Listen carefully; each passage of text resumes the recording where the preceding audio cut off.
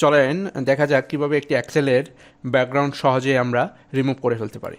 এখানে আমরা ক্লিক করলাম, কন্ট্রোল এ মার্ক করে দিলাম, দেখেন এটা মার্ক হয়ে গেল। এখন আপনি হোমে যান এবং যে আপনি যে কোনো একটা কালার দিয়ে দিতে পারেন, দেখেন ইয়েলো দিয়ে দিলাম, সম্পূর্ণ কালার ইয়েলো হয়ে গেল। তারপর আবার এখানে ক্লিক করেন, কন্ট্রোল এ, যে কোনো একটা জায়গায় ক্লিক করার পর কন্ট্রোল এ একসাথে প্রেস করবেন। তারপর হচ্ছে এখানে যে ধরেন এটা দিতে চাইলেন, এটা হয়ে গেল। এবং আপনি যদি চান যে ফন্টের কালার চেঞ্জ করতে, যেমন হোয়াইট দিয়ে দিলাম, ফন্টের কালার হোয়াইট হয়ে গেল। আপনি ফন্টের কালার রেড চাইলে রেড, এখানে যা ফন্টের কালার আছে সব যা চয়েস করবেন তাই হবে, ঠিক আছে। সো এবং এখন আপনি চাইলে হোমে যান, আবার বর্ডার দিয়ে দেন, দেখেন সব বর্ডার হয়ে গেল। এইভাবেই হচ্ছে খুব সহজে আপনারা ম্যানুয়ালি শর্টকাটে করতে পারেন। এবং ম্যানুয়ালি কীভাবে মার্ক করতে পারেন সেটা হচ্ছে এই যে কর্নারে এখানে ক্লিক করেন, এটা মার্ক হয়ে যাবে।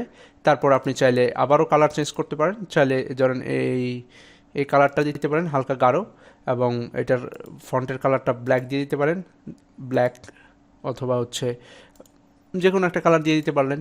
সো আপনার যা ইচ্ছা সেটাকে আপনি সেকেন্ডে মডিফাই করতে পারবেন। হোমে যাবেন, তারপর বর্ডারকে আপনি চাইলে নো বর্ডার দিয়ে দিতে পারেন, দেখেন নো বর্ডার দিয়ে দিলাম, কোনো বর্ডার নেই।